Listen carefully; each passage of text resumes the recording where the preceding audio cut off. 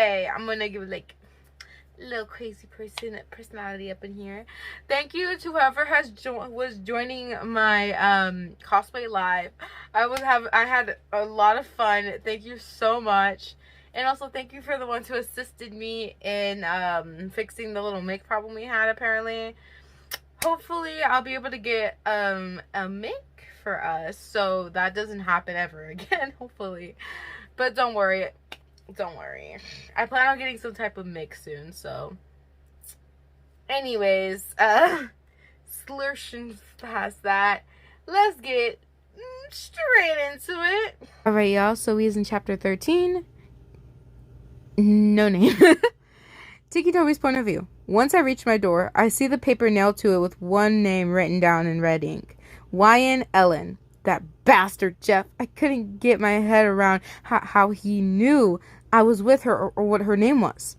His mission was to kill that guy. He only went for YN and her friend because of the fact they saw him.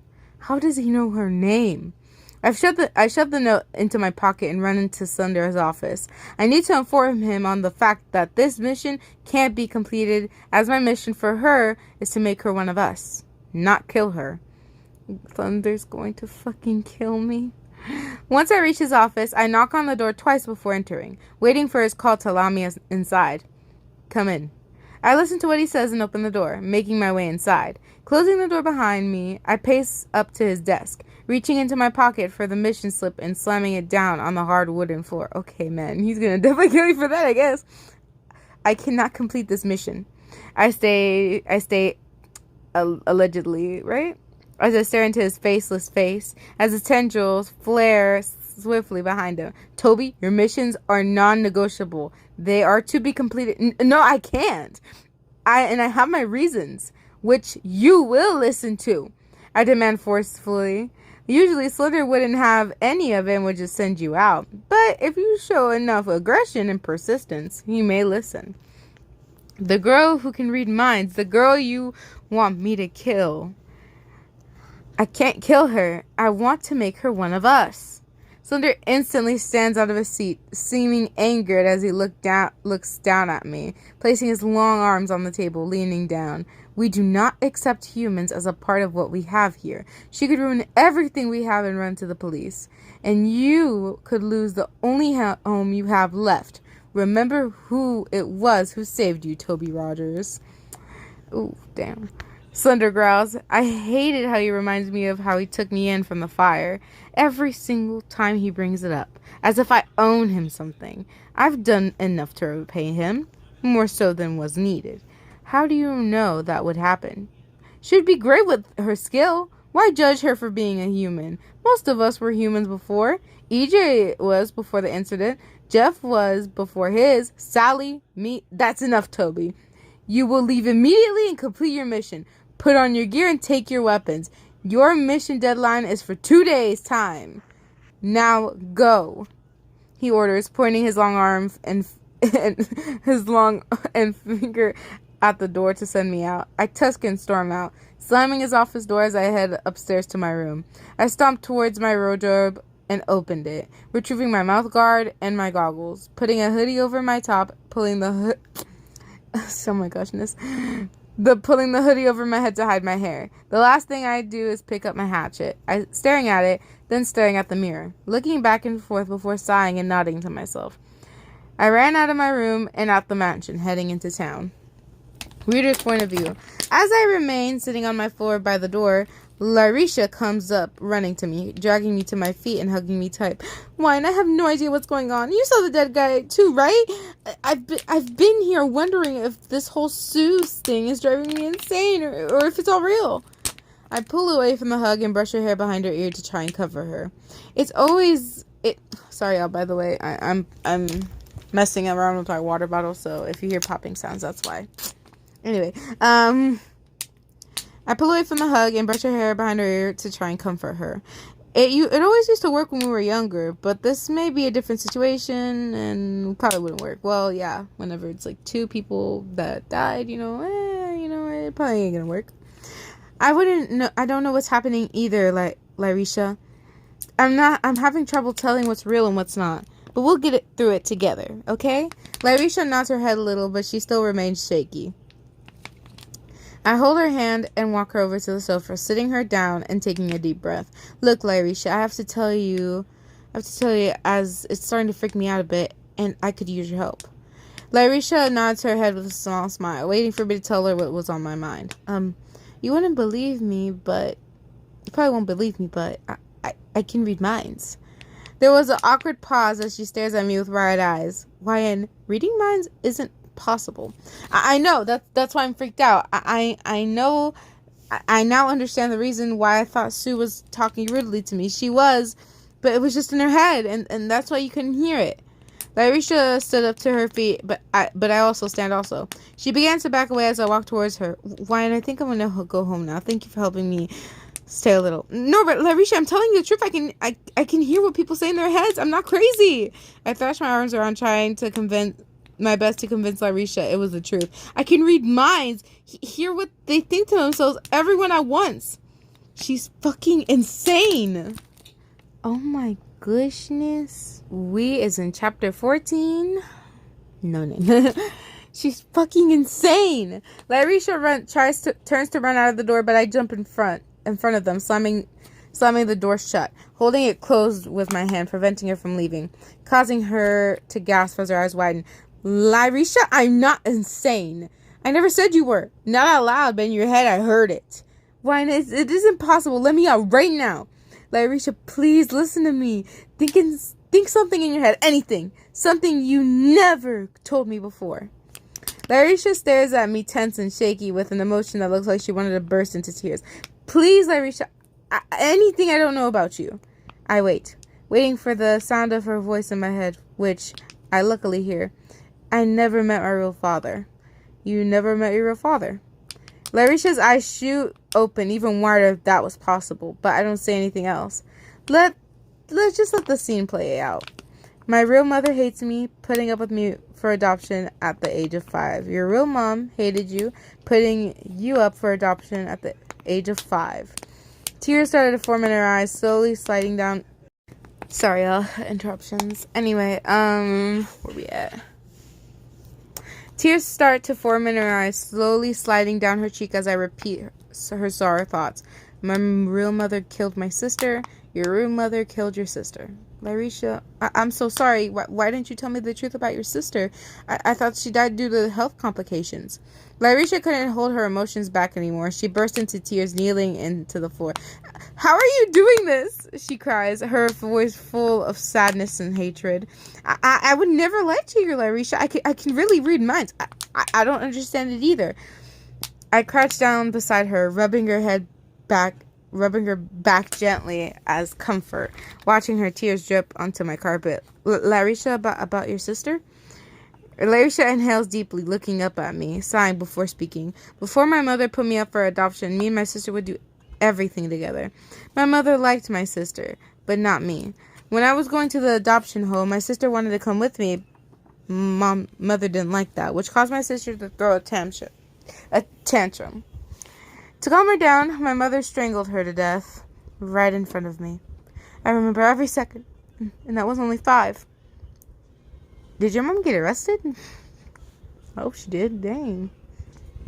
I hold her close, wiping any tears from her cheeks. She was my best friend, and I hated seeing her upset. Yeah, but you don't mind just dropping her on the floor as soon as you see somebody, even though she literally passed out. It looked like a dangling skeleton. Sure. Anyway, I'm sorry. I don't believe you, YN. It's okay, Larisha. I wouldn't have believed myself either. But she literally... Wow. Just wow. You just need... Man. Okay. We both chuckle a little, which lightened the mood.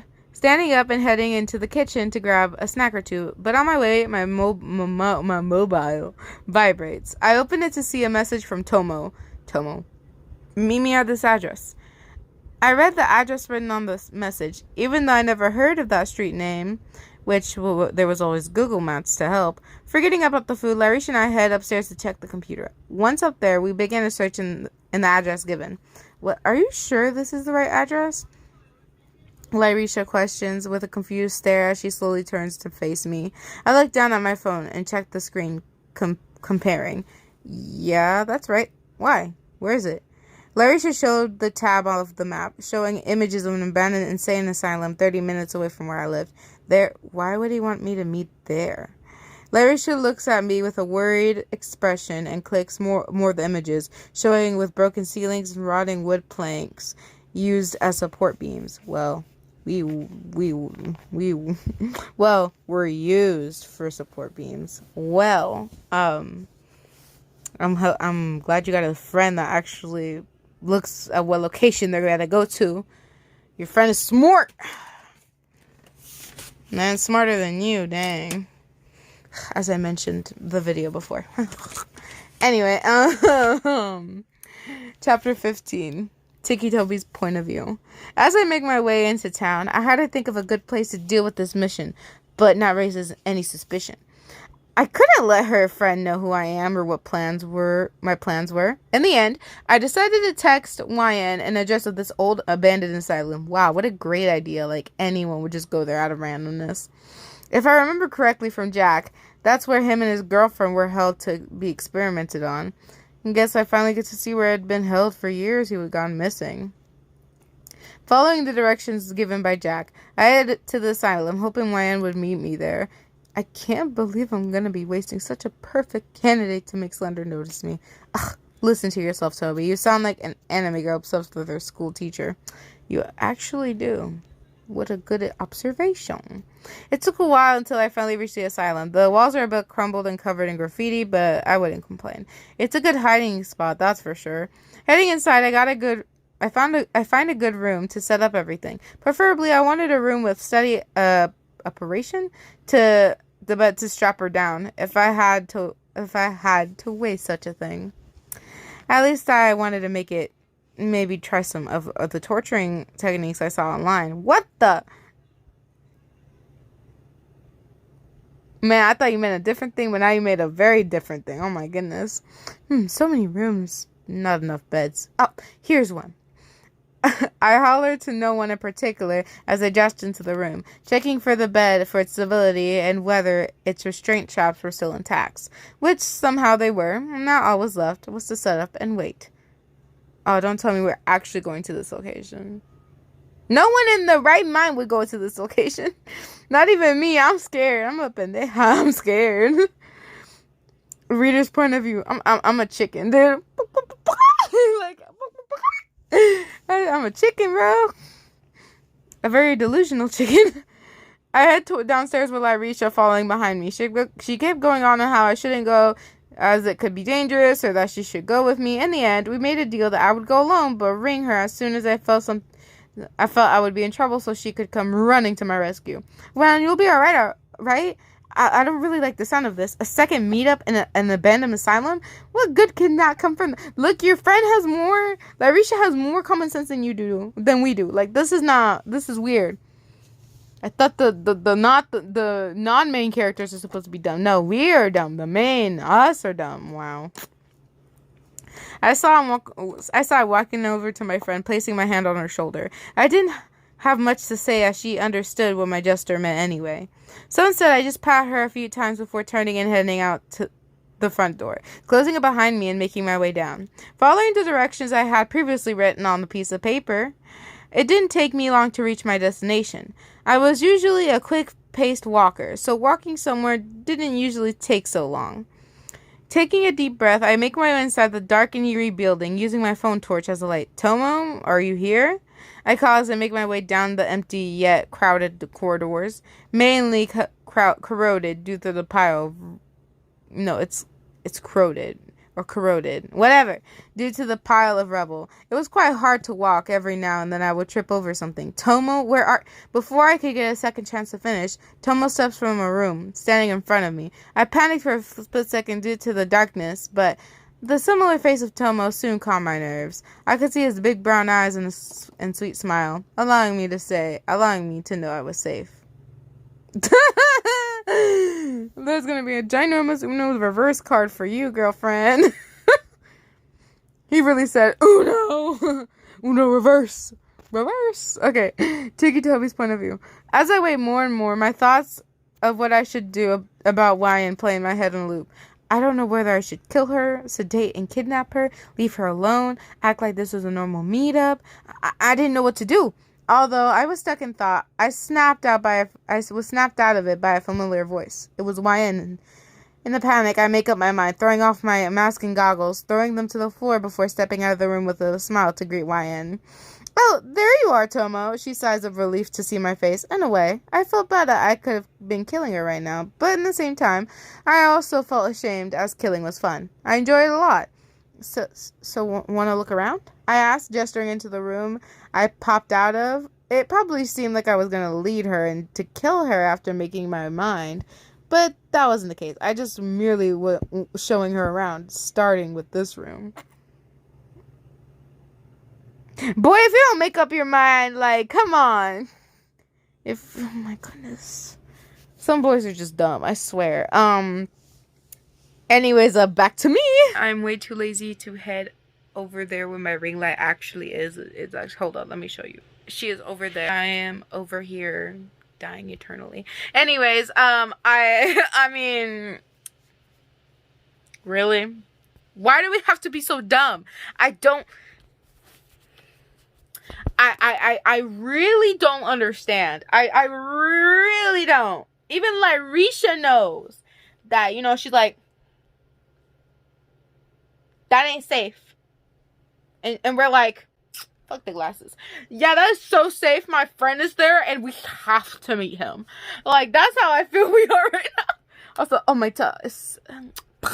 Anyways, what do you guys think is gonna happen next? Do you really think this man is gonna kill us? Or is he actually gonna give us a tour? Like, why would we want a tour in an abandoned asylum? Like, dang. It just doesn't make sense. I just don't get it. But let me know in the comments down below. But anyways, I hope you guys enjoyed. Like, subscribe, and hit the notification bell for more amazing videos, guys. Also, if you're gonna hit the notification bell, hit it really hard like Mr. Oh My up in here. Hit it real hard. Like that. Like that. Okay? Or like Aizawa. Or like Aizawa, you know. We don't talk about that. We don't talk about anyway.